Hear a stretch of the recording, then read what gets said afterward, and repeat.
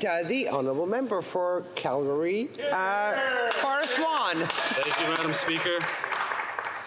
Before I get started, Madam Speaker, I'd like to say that I'm splitting my time with the honourable member from the soup and salad bowl of Canada, Mr. Lake Simcoe himself, the honourable member from York Simcoe. You know, Thomas Jefferson once said, and I quote, "Democracy will cease to exist when you take away from those who are willing and able to work and give to those who would not." End quote. And Madam Speaker, speaking from my own experience coming here as an immigrant to this country, my family, like many, came here looking for that Canadian dream that so many are coming to this Canada for still.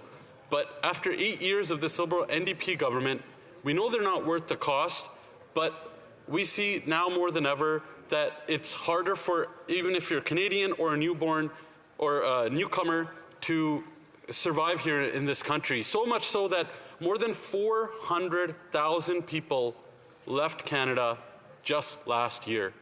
And that's not a good sign for any country to think that that you can prosper when 400,000 plus people are leaving. And if I look at the reasons why people are leaving or wanting to leave, the number one cause is the cost of living. Number two is their credentials are not being recognized.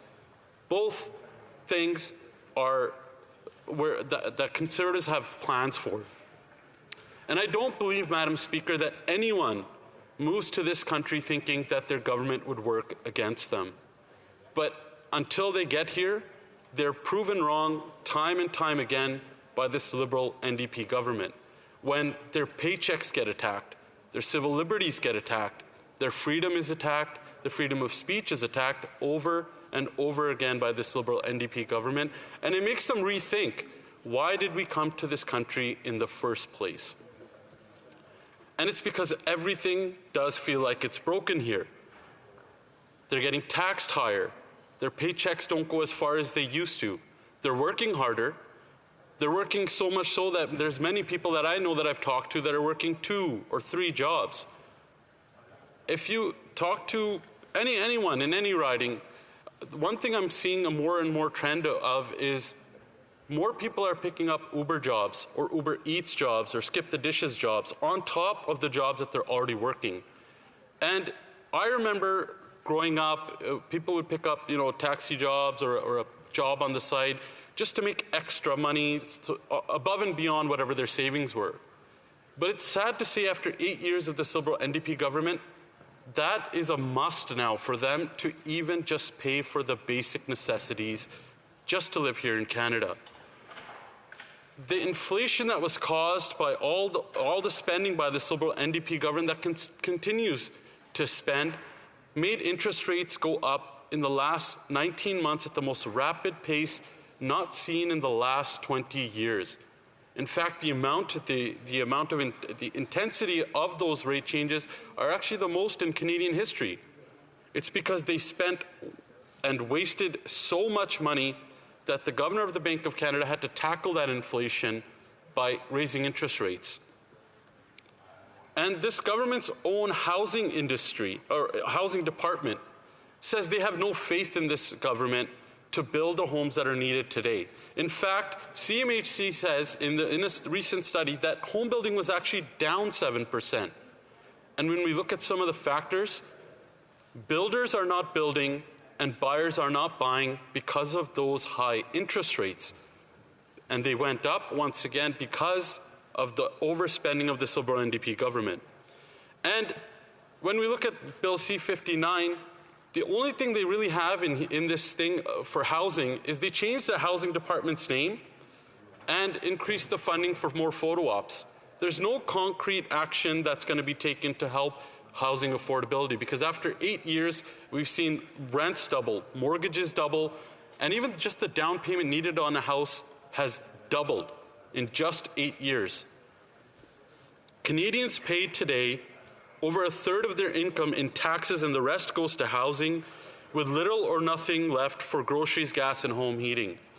This is very concerning, Madam Speaker. People are making their shelter payments, but all the other payments are starting to go more and more on Canadians' credit cards. utilities, groceries are going up. Even though they're paying more for groceries, they're getting a lot less than what groceries used to be. And it's because of the high tax, like the carbon tax, that's made the cost of gas, groceries, and home heating go up, which they plan on quadrupling this year. And the household debt in Canada, in totality, is more than the Canadian economy. That's not a good sign for a country where you want people to come here and be able to be successful and prosper.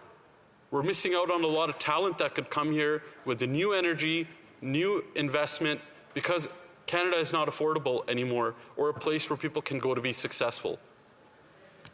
Canadians have record credit card debt, and over half are only $200 or less away from going bankrupt. The fact that more and more people are putting more onto their credit card, we're hearing horrific stories here in Canada where there's students living under bridges. There's working people living in their cars because they can't afford housing. Mothers putting water in their children's milk. Parents having to choose with less nutritious food because they cannot afford groceries. We're hearing about seniors that are having to wear blankets inside their houses because they cannot afford heat, so they have to turn down the heat.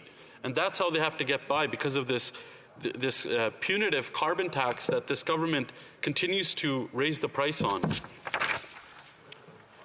Bankruptcies, insolvencies are all up. All the increases for small businesses are crippling our small business owners who are the backbone of this country. The IMF also warns, because of the interest rate hikes, that Canada is most at risk in the G7 for a mortgage default crisis. More than 70,000 mortgages a month are now being renewed at sometimes double the rate that they went in there with. That could mean anything from, it could mean a $400 increase, it could mean a $1,200 increase. It's not sustainable. And with the recent inflation numbers, where the inflation is still high, it's above the target rate, the Governor of the Bank of Canada was clear that there's a fear of these rates staying higher for longer. Higher for longer. That means the pain is higher for longer. There is no hope in sight. There is no light at the end of this inflationary crisis tunnel that we're looking at right now. And when we look at the economy today, after 8 years, we're in the worst position we've ever been before. In fact, Canada's economy has contracted, whereas our U.S. partners has grown. It's because of the bad restrictive policies of this Liberal-NDP government that's stifled any type of economic growth in this country, let alone productivity, let alone any type of investment that should be being made right here in Canada. Canada is a lot less competitive because of the tax regime that has held back the country. You know, the GDP per person is a determining factor for how successful each person here is in Canada. And it's been declining since September 2022. Canada is last in the OECD for GDP per capita. GDP per capita today is lower than it was in the last half of 2018, which means 5 years of Canadians' wealth has been completely wiped out. Taxes are high. The tax code is too complicated.